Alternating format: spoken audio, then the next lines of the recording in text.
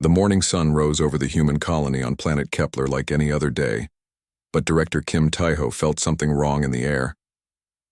He stood at his office window watching the crystal mountains shine in the early light. 300 humans lived here in peace. They had been working for 5 years to make this world ready for more families to come. Dr. Park. Mina was checking patients in the medical center when the first explosions shook the ground. Her coffee cup fell and broke on the floor. She ran to the window and saw massive ships falling from the sky like black clouds.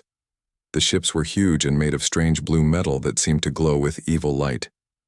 Engineer Lee Dong-hae was fixing a power generator when his tool started, shaking. The ground moved under his feet and he heard screaming from the town center. He grabbed his radio and tried to call the defense tower but only heard static. Then he saw them, the alien soldiers marching through the streets. The Vorthak Empire had found them. Commander Thexran led the attack from his flagship, high above the colony. He was a tall reptile creature with sharp teeth and cold yellow eyes. He had destroyed many worlds before and thought humans would be easy to defeat. The Vorthak believed they owned the galaxy and humans were just insects spreading where they did not belong. The alien soldiers moved fast through the colony. Their weapons shot bright plasma beams that melted through the strongest walls. Families ran from there, homes carrying children and whatever they could grab. The colony defense systems tried to fight back, but the human weapons were too weak against Vorthak. Shields Kim Tae-ho gathered his people in the emergency shelter deep under the main building. His hands shook as he watched the security cameras. The aliens were rounding up humans like cattle. Some colonists fought back, but the Vorthak armor was too strong. Human bullets bounced off like raindrops. The aliens laughed as they captured more. Prisoner's young mother, Song Hana, held her baby close as plasma fire lit up the sky outside her window. Her husband Jin Woo was at the mining station, and she did not know if he was alive. The baby cried, and she tried to sing a lullaby, but her voice broke with fear. Through the window she could see alien ships landing everywhere like a metal storm. The Vorthak soldiers kicked down doors and dragged people from their hiding places. They spoke in harsh, clicking sounds that hurt human ears. Children screamed for their parents as families were torn apart. The aliens put metal collars on the prisoners and pushed them toward the transport ships. Commander Thexran watched from above and smiled. His sharp teeth gleamed in the light. Dr. Park Mina tried to help wounded colonists in the shelter, but there were too many. The aliens had weapons that burned people from the inside, leaving wounds that would not heal. She worked with tears in her eyes, knowing that most of these people would not live to see Earth again. The Vorthak were known across the galaxy for their cruelty to prisoners. Engineer Lee Dong-hae made it to the shelter carrying a wounded child. The boy had been hit by plasma fire and was barely breathing. Lee had seen wars before, but nothing like this. The aliens fought with no mercy. They killed anyone who resisted and took the rest as slaves. The child died in his arms and Lee felt something break inside his heart. Kim Tae-ho knew they had only minutes before the aliens found their shelter. He activated the long-range distress beacon with shaking fingers. The message was simple but desperate. "This is Kepler Colony. We are under attack. 300 souls need help. Please someone help us." The signal shot into space, carrying their last hope. The message traveled through the darkness between stars. It carried more than just words. It carried the fear of children, the tears of mothers, the rage of fathers watching their families taken. It carried the essence of human suffering, and the desperate cry of Earth's children calling for home. Commander Thexran felt pleased with his easy victory. The humans had fallen faster than most species. His soldiers were already sorting prisoners by age and health. The young and strong would work in the deep space mines until they died. The old and weak would be disposed of immediately. It was efficient and profitable. The alien commander did not know that human colonies were never as helpless as they seemed. He did not know that every human settlement was connected by invisible threads of loyalty and protection. He thought he was attacking scattered farmers and miners. He had no idea he was touching the children of a species that had fought its way from caves to the stars. Night fell over the ruined colony and the transport ships prepared to leave. The surviving humans were loaded into metal cages barely large enough to stand. Families were separated on purpose to break their spirits faster. Children reached through the bars trying to touch their parents one last time. The sound of crying filled the ships like a funeral song. Kim Tae-ho was among the last to be captured. The aliens found him still trying to boost the distress signal. He hoped someone somewhere had heard their call for help. As they dragged him to the transport ship, he looked back at his colony burning in the darkness. 5 years of work destroyed in one day. But the signal had been sent, and now they could only wait and hope. The Vorthak ships rose into the night sky carrying their human cargo toward the slave markets of the Outer Rim. Commander Thexrin filed his report listing the colony as completely pacified.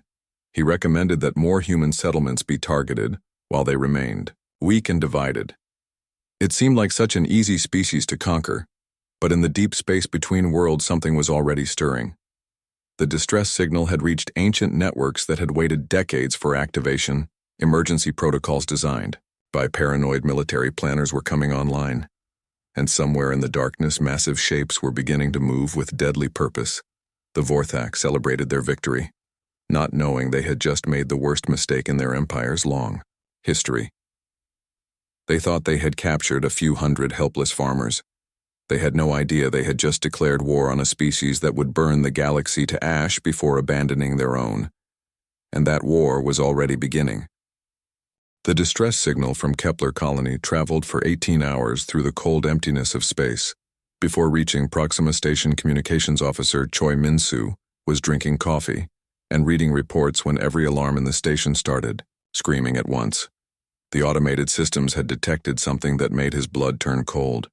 The signal carried a code that Min-soo had hoped never to see: Crimson Alert, the highest emergency level in human space. It meant that human civilians were under attack by hostile aliens and needed immediate rescue. Min-soo had trained for this moment but never believed it would actually happen. His hands shook as he forwarded the signal to the next level. Within minutes, the alert bounced through a secret network that most humans did not know existed. The Human Defense Grid was a shadow organization that operated beyond normal military channels. They had been preparing for this day for 60 years, ever since humanity first learned that some alien species viewed them as inferior beings who could be killed or enslaved without consequence. Admiral Bang Ji-hoon received the alert in his private office aboard the battleship Indomitable. He was 73 years old and had spent his entire career preparing for this moment. The admiral had fought in the border wars against the Zelani pirates and had seen what happened when humans were caught unprepared. He would not let it happen again. The defense grid had been built in secret using funds that officially did not exist. Hidden bases scattered across human space began activating protocols that had never been tested in real combat. Sleeper agents who had lived normal lives, as farmers, teachers, and shop owners, suddenly received coded messages that changed everything. Captain Yoon Seora commanded what appeared to be a simple merchant vessel called the Trading Wind. But when the activation codes reached her ship, hidden panels opened to reveal weapons that could punch holes through battleship armor. Her crew of 20 seemed like ordinary traders, but they were all military veterans who had volunteered for this secret mission. Dr. Naji-wan worked at a research station that officially studied new medicines for space sickness, but when the emergency protocols activated, her laboratory began producing combat drugs that would keep soldiers fighting for days without sleep. The chemicals would push human bodies beyond their normal limits, turning ordinary people into unstoppable warriors. The Vorthak Empire controlled almost a quarter of the known galaxy. Their military was built on thousands of years of conquest, and their technology was among the most advanced in space. They had crushed hundreds of species and turned their homeworlds into slave camps or mining operations. The reptilian aliens believed that might made right, and the strong had a duty to rule the weak, but the Vorthak had made a critical error in their understanding of humanity. They saw human colonies as scattered settlements that could be picked off one by one like fruit from a tree. They never suspected that every human outpost was connected by invisible bonds of loyalty and mutual protection. The attack on Kepler Colony had triggered something that would soon consume their entire empire. Admiral Bang Ji-hoon stood before a massive holographic display showing the entire galaxy. Red dots marked Vorthak military positions, While blue points showed human colonies and hidden defense assets, the numbers were terrifying. Humanity was outnumbered nearly 1,000 to 1 in terms of military ships. But the admiral smiled because numbers had never been humanity's greatest strength. What made humans dangerous was not their technology or their strategy. It was their absolute refusal to abandon their own kind. Every human settlement, no matter how small or remote, was considered sacred. Every human life was worth fighting for and dying for. The Vorthak had attacked 300 colonists, and now they would face the wrath of 300 billion humans. The response network operated with mechanical precision ships that had been disguised as asteroids, suddenly powered up their engines. Space stations revealed weapon systems that had been hidden for decades. Soldiers who had been living as ordinary citizens began receiving equipment and orders that would turn them into instruments of war. Engineer Oh Se-hoon worked at a civilian shipyard that built cargo vessels and passenger liners. But when the activation codes arrived, his facility began producing warships that officially did not exist. The vessels looked like normal cargo haulers, but their hulls were reinforced with military armor, and their cargo bays held enough firepower to level cities. The mobilization would take 48 hours to complete. Across human space, people were saying goodbye to their families and preparing for a war that might last years. But they did it willingly because the alternative was unthinkable. If humanity did not respond to the attack on Kepler colony, other species would see them as weak, and the attacks would never stop. Captain Park Sung-min commanded a ship called the Phantom that could become invisible to most sensors.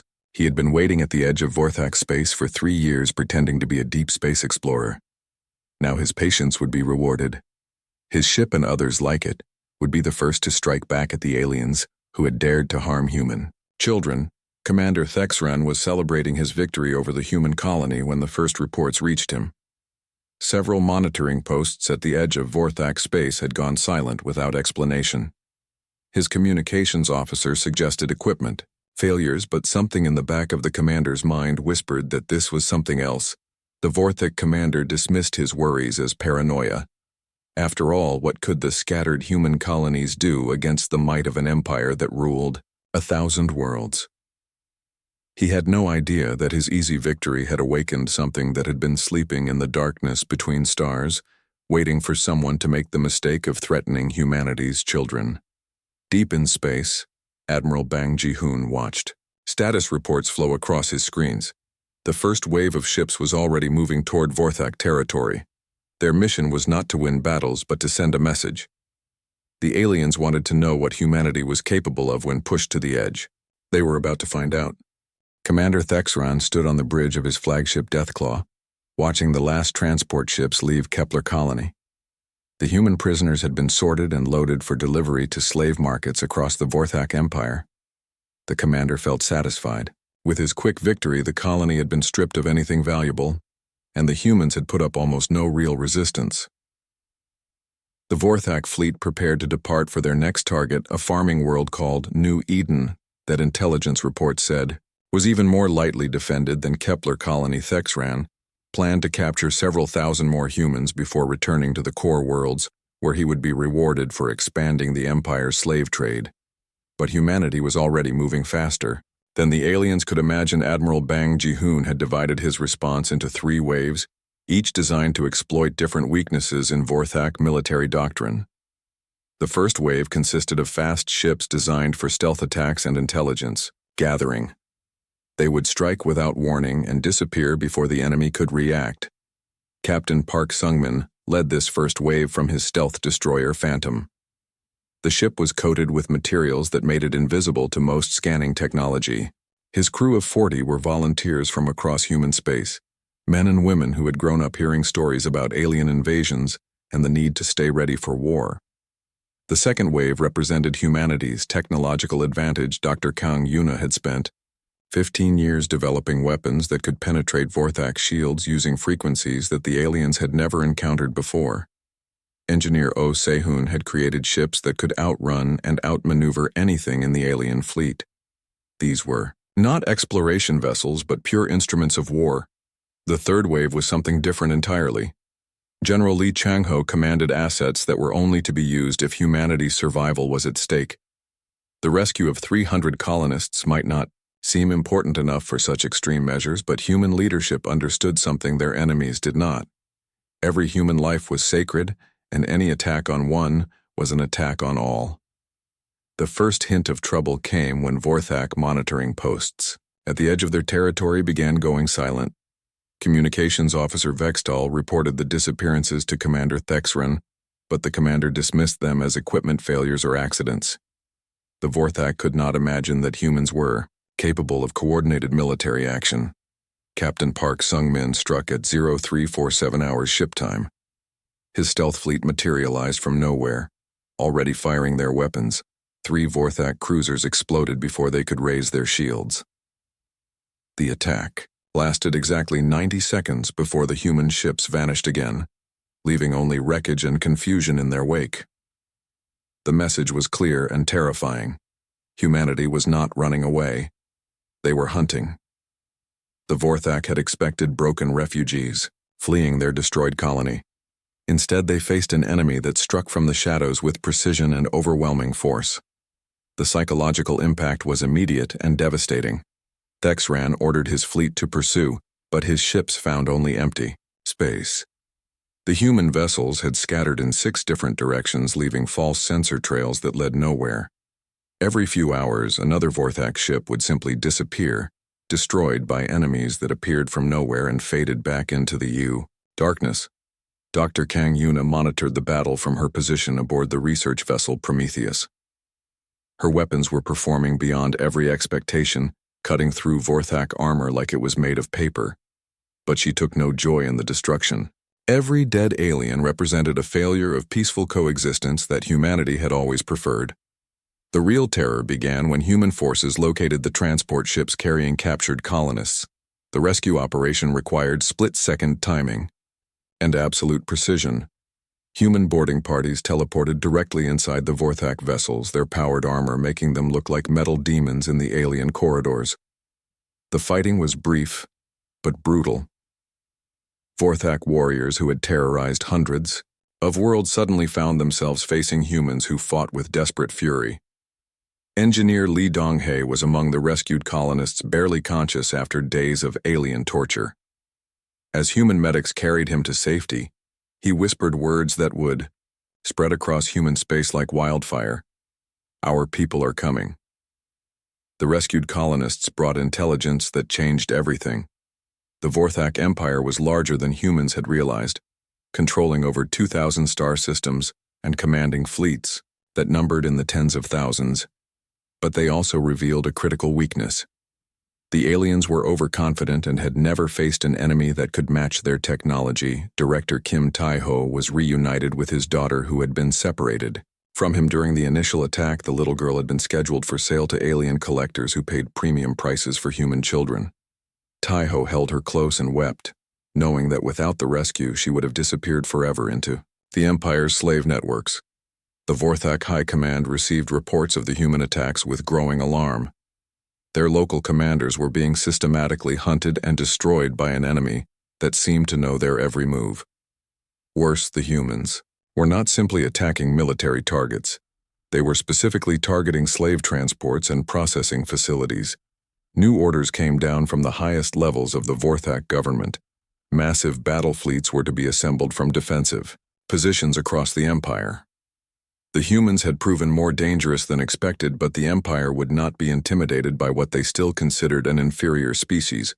Admiral Bang Ji-hoon smiled when intelligence reports confirmed the Vorthak response. Every ship they pulled from defensive duties was a ship that would not be protecting their homeworlds.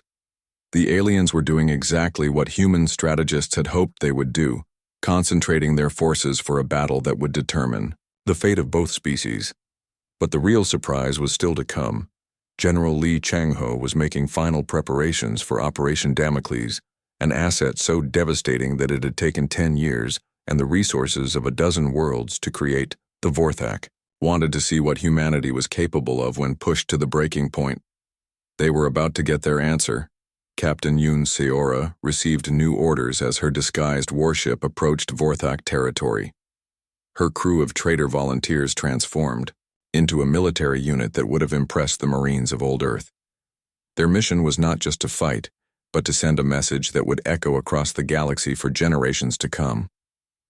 The battle for humanity's future was about to begin, and the Vorthak Empire had no idea what they had awakened. The distress signal from Kepler Colony had summoned more than just a rescue force. It had awakened the sleeping dragon that was humanity's capacity for total war, and that dragon was hungry for vengeance. Commander Thexran paced back and forth on the bridge of his flagship Deathclaw as more bad news arrived from across the sector. In just 24 hours, his proud fleet had lost 17 ships to what seemed like invisible enemies. The humans appeared from nowhere, destroyed their targets, and vanished before the Vorthak could even see them clearly. What scared Thexran most was how precise the attacks were. The humans were not randomly shooting at whatever they found. Instead, they were carefully choosing which ships to destroy. First, communications vessels died before they could send warnings. Supply ships exploded just when other vessels needed fuel and ammunition. Sensor platforms were eliminated, leaving blind spots that more human ships could hide, and Captain Park Sung-min commanded this shadow war from the bridge of his stealth destroyer Phantom. His pilots were volunteers from every human colony, men and women who had grown up knowing that aliens might one day threaten their families. They fought with cold professional skill that would have made their warrior ancestors proud. Each attack followed the same pattern. Human ships would appear without warning, already firing their weapons. The Vorthak shields that had protected them for centuries were useless against human plasma beams that used frequencies the aliens had never seen before. Ships that had survived hundreds of battles were cut apart in seconds. The psychological warfare was deliberate and devastating. After each attack, the human ships broadcast the same message on all Vorthak communication channels. "You took our children. We are coming for yours." The words were spoken in perfect Vorthak language, with pronunciation that showed deep study of alien culture. Vorthak warriors who had been raised to believe in their own superiority began to understand what it felt like to be hunted. Some ships reported crew members refusing to sleep, afraid they would wake up in human prison camps. Others spoke of entire watch shifts standing at battle stations, jumping at sensor shadows that might be enemy vessels approaching. Dr. Kang Yuna watched the battle from her research ship Prometheus. Her weapons had exceeded every performance test, but she felt no pride in the destruction. Each dead Vorthak represented a failure of the peaceful exploration that humanity preferred. But the colonists of Kepler had been given no choice in their fate, and neither would their rescuers. The turning point came when Captain Park's forces located the transport ships carrying captured human colonists. The rescue operation required perfect timing and absolute precision. Human soldiers in powered armor materialized inside the Vorthak vessels like metal angels, coming to save their people. The fighting in the transport ships was close and brutal. Vorthak guards who had tortured human prisoners found themselves facing humans who fought with the desperate fury of parents protecting children. The alien warriors discovered that their weapons and armor meant nothing against enemies who refused to give up or retreat. Engineer Lee Dong-hae was among the rescued colonists. His body was weak from days of alien interrogation, but his spirit was strong. As human, medics carried him to safety aboard a rescue ship. He managed to whisper words that would be transmitted across all human channels. "They are coming. Our people are coming for us." The message spread through human space faster than the fastest ships could travel. Communication networks carried the words to every colony, every station, every ship with human crew. The children of Earth were safe, and the reckoning was about to begin in earnest. Director Kim Tae-ho held his young daughter as they were evacuated from the Vorthak prison ship. The little girl had been scheduled for sale to alien collectors who paid high prices for human children as exotic pets. Tae-ho looked into her frightened eyes and promised her that the monsters would never hurt human children again. More rescue operations followed as human forces located other transport ships carrying colonists who had been captured in previous raids. The Vorthak slave trade had been operating for decades, taking humans from isolated settlements that could not defend themselves. Now every single prisoner was being hunted down and freed. Commander Thexran received new orders from Vorthak. High command as his shattered fleet tried to retreat to the nearest Imperial base. The humans had proven more dangerous than anyone expected, but the Empire would not be intimidated by a species they still considered primitive. The full might of the Vorthak military would be brought to bear. Massive battle fleets were being assembled from defensive positions across the Empire. Enough firepower to destroy entire solar systems was being concentrated into strike forces aimed at human space. If humanity wanted a real war, the Vorthak Empire would give them one that would be remembered, until the stars burned out. What the alien leadership did not realize was that Admiral Bang Jihoon had been counting on exactly this response. Every ship they brought to attack humanity was a ship that would not be defending Vorthak homeworlds, and in the deepest, most secret facilities of human space, General Li Changho was preparing something that would change the balance of power forever. The Vorthak fleet commander sent a message to his superiors describing what his forces had encountered. The humans fight like demons but think like gods. Every move we make they have already prepared for every strength we show. They have found a way to turn into weakness. We are not fighting simple colonists. We are fighting the children of a world that spent thousands of years perfecting the art of war. Intelligence reports began reaching Vorthak command centers with disturbing information about human military capabilities. Ships that had seemed like peaceful cargo vessels revealed hidden weapon systems that could destroy heavy cruisers. Research stations began producing combat drugs that turned human soldiers into unstoppable warriors. But the most frightening discovery was the realization that every human colony, no matter how small or remote, was connected to a vast network of mutual defense. Any attack on human civilians would trigger a response from across their entire civilization. The Vorthak had not attacked a single isolated settlement. They had declared war on all of A. Humanity. Captain Yoon Seora received orders to begin the next phase of human operations. Her disguised merchant vessel joined with others like it as they prepared to carry the war directly into Vorthak territory. The aliens would learn that attacking human children came with a price that their empire might not be able to pay. As the surviving Vorthak ships limped toward their base stations, Admiral Bang Jihoon studied tactical displays showing the positions of every alien vessel within 50 light years. The enemy was doing exactly what human strategists had predicted, concentrating their forces for a massive counterattack that would leave their homeworlds vulnerable. The real war was about to begin, and the Vorthak Empire had no idea that humanity had been preparing for this moment for over half a century. The distress signal from Kepler colony had awakened something that would either save human civilization or destroy everything in its path to protect even a single human child. The Vorthak response was exactly what Admiral Bang Jihoon had hoped for. Intelligence reports showed over 2,000 enemy ships being pulled from defensive positions across their empire and concentrated into massive strike forces aimed at human space. The alien leadership had decided that humanity needed to be taught a lesson that would prevent any future resistance. General Li Changho stood in the command center of Facility Omega, a space station so secret that it did not appear on any official charts or navigation databases. Around him, technicians made final preparations for Operation Damocles, humanity's ultimate weapon that had consumed nearly 10 years of research and resources. The first Vorthak counterattack began with a massive assault on the human farming colony of New Seoul. The aliens expected to find lightly defended agricultural settlements easy prey for their overwhelming military force. Instead, they encountered defense platforms that should not have existed and weapons that defied their understanding of human technology.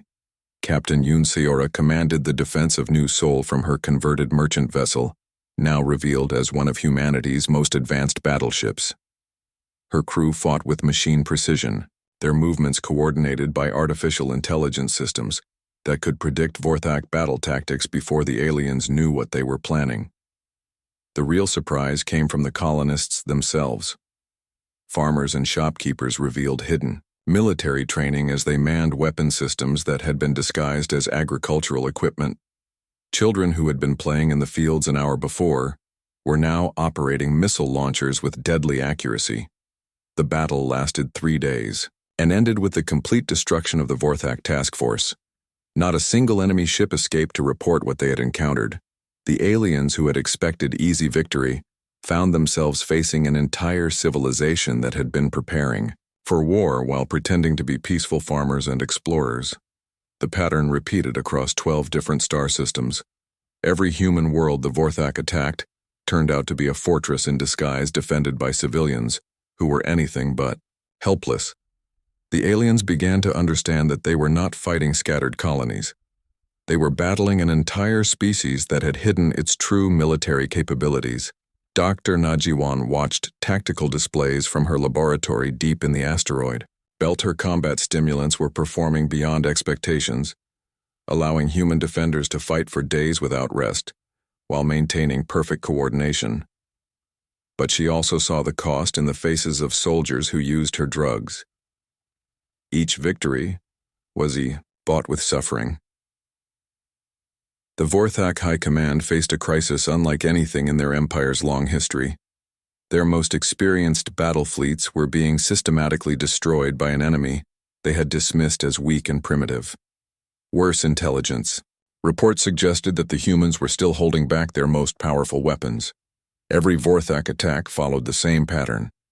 Initial success as their superior numbers overwhelmed human defenses, followed by the revelation that nothing was as it seemed. Human colonies had hidden weapon systems that emerged from underground bunkers. Civilian ships revealed military-grade armor and firepower that could destroy heavy cruisers. Commander Thexran had been reduced in rank and faced execution for his failures in the original attack on Kepler Colony. He made one final report to his superiors that would be recorded in Vorthak military archives as the moment their empire truly understood what they were fighting. They are not like any species we have encountered before, Thexran wrote. Every human settlement is connected to every other. The attack on a few hundred colonists has triggered a response from billions of their kind. They do not fight for territory or resources. They fight for each other with a dedication that borders on madness. The intelligence reports painted a terrifying picture of human capabilities. Ships disguised as merchant vessels carried enough firepower to level cities. Research stations that claimed to study medicine were producing weapons that could penetrate Vorthak armor. Civilian colonies had defensive systems that rivaled military fortresses. But the most disturbing revelation was the discovery of humanity's intelligence network. Every Vorthak ship movement was being tracked and reported. Human forces seemed to know about alien battle plans before they were implemented. Attacks that should have been surprises were met by defenders who had been waiting in perfect positions. Captain Park Sung-min continued his stealth operations deep in Vorthak territory. His ghost fleet had destroyed over 40 enemy ships without losing a single vessel. The psychological impact was devastating. Vorthak crews jumped at sensor shadows and fired at empty space thinking they saw human attack craft. The aliens tried changing their tactics using different frequencies for communications and sensors, but the humans adapted faster than the Vorthak could modify their strategies. Every countermeasure was met by new human techniques that seemed impossible for such a supposedly primitive species to develop. Dr. Kang Yuna analyzed captured Vorthak technology and found it impressive but predictable. The aliens had built their weapons and defenses based on thousands of years of fighting similar enemies. They had never encountered an opponent that approached warfare from completely different principles than their own engineer. Oh Se-hoon coordinated the production of new human warships from hidden facilities scattered across dozens of star systems. The vessels looked like normal civilian craft, but carried experimental weapons that pushed the boundaries of known physics.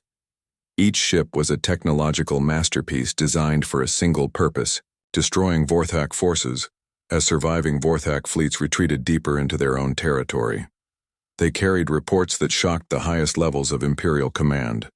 The humans were not fighting a defensive war to protect their colonies. They were conducting a systematic campaign to rescue every captured prisoner and destroy every Vorthak ship they encountered. The empire that had conquered hundreds of species and ruled thousands of worlds was being pushed back by farmers and merchants, who revealed themselves as warriors when their families were threatened. The Vorthak had awakened something that they were beginning to realize they could not control. Admiral Bang Ji-hoon prepared for the final phase of humanity's response. General Lee Chang-hoo's secret weapons were now in position hidden throughout the Vorthak Empire, like seeds of destruction waiting to bloom. The aliens had wanted to see what humanity was capable of when pushed to the edge. They were about to discover some lessons could only be taught once. The end came not with explosions or massive space battles, but with a simple message that appeared on every screen in the Vorthak Empire. Admiral Bang Ji-hoon stood calmly before the camera, his weathered face showing no emotion. Behind him stood representatives from every human colony, including Director Kim Tae-ho and the survivors of Kepler, to the Vorthak Empire. The Admiral began his voice, carrying the weight of a species that had fought its way from Stone Age caves to the distant stars. You attacked our children and learned what happens when you threaten humanity. Now you will discover what we are truly capable of when you force us to show our real nature. The transmission ended with a list of coordinates locations throughout Vorthak, space where objects had been positioned over the past several years. Things the aliens had dismissed as asteroids or space debris were about to reveal their true purpose and bring the mighty empire to its knees. General Lee Chang-ho activated Operation Damocles with a single command transmitted across the galaxy. In an instant, 57 devices that had been hidden throughout Vorthak territory came online, revealing themselves as weapons capable of cracking planets into fragments. Each device hung in orbit over critical Vorthak worlds like a sword waiting to fall. The planet crackers were not positioned randomly. Dr. Kang Yuna had spent years studying Vorthak psychology and social structure, learning how their rigid society functioned. The weapons hung over the home worlds of every major political leader, every military commander, every individual who had the power to make decisions for the Empire. The message was unmistakable. Cross humanity again, and watch your entire civilization turn to dust. The Vorthak, who had terrorized the galaxy for thousands of years, suddenly found themselves staring at their own extinction. The empire that had destroyed hundreds of species now faced the same fate at the hands of farmers and traders. Captain Park Sung-min received the Vorthak surrender while conducting final reconnaissance near their home world.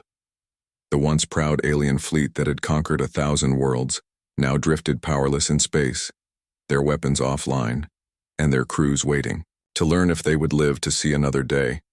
The surrender document was broadcast across the galaxy in every known language. The Vorthak Empire formally acknowledged that they had attacked human civilians without provocation. They agreed to release all human prisoners and pay compensation for the destruction of Kepler colony. They also accepted permanent monitoring stations in their territory.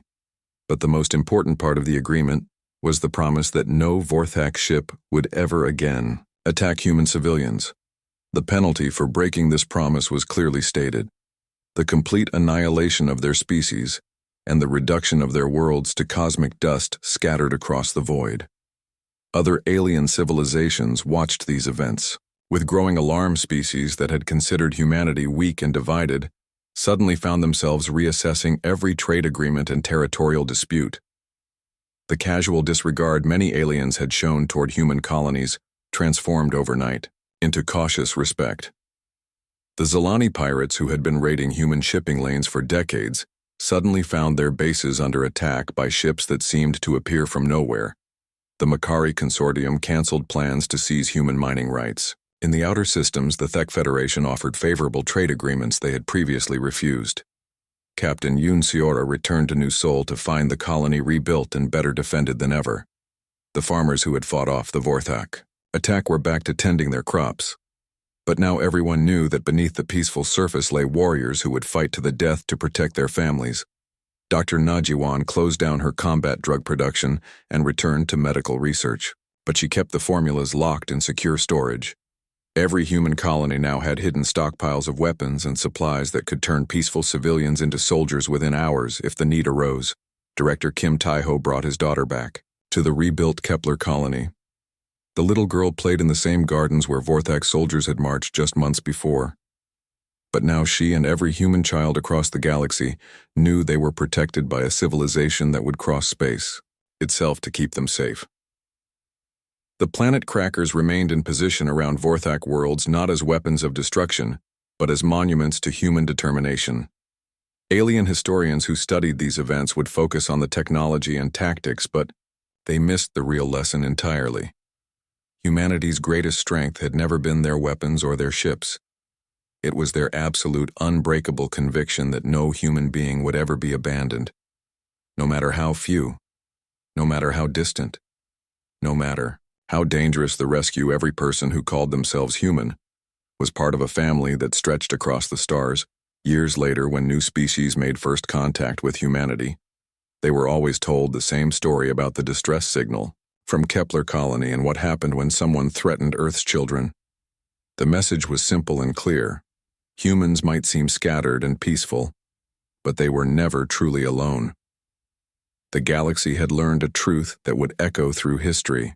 When humanity showed its true face, it was not the face of explorers or traders or peaceful farmers. It was the face of a species that had conquered an entire planet through warfare, cunning, and an absolute refusal to surrender. And when their children cried for help, that face would appear anywhere in the universe to answer the call. Commander Thexran spent his remaining years in a Vorthak prison, writing memoirs that no one wanted to read. His final entry contained words that became famous across the galaxy. "We thought we were attacking weak colonists scattered across the void. Instead, we had declared war on a species that views every attack on their children as an attack on their very souls. They are not conquerors or empire builders. They are something far more dangerous. They are parents, and they will never let their children face the darkness alone." The distress signal from Kepler colony had indeed summoned something that made the galaxy tremble. Not because of what humanity brought to the fight, but because of what they revealed they had always been capable of. And across the stars, every species now knew the truth. The humans scattered throughout the galaxy might seem vulnerable and alone, but they carried with them the love and protection of an entire civilization that would move heaven and earth to bring them home.